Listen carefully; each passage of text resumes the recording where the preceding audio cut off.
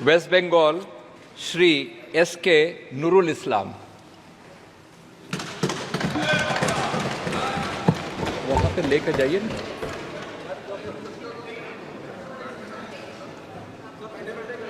हाँ हाँ, परंपरा रही है बैठे भी, पर वो उठ गए तो ठीक है, जैसी परंपरा रही है।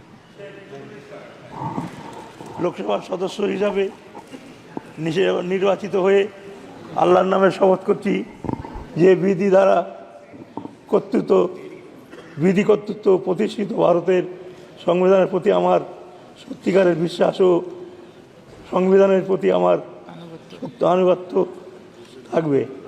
আমি যে ভারতের সার্বভৌমত্ব ও অখণ্ডতা রক্ষা করতে থাকব। আমি যে দায়িত্ব পালন করতে যাচ্ছি তা বিশ্বস্ততার সাথে পালন করব। Thank you.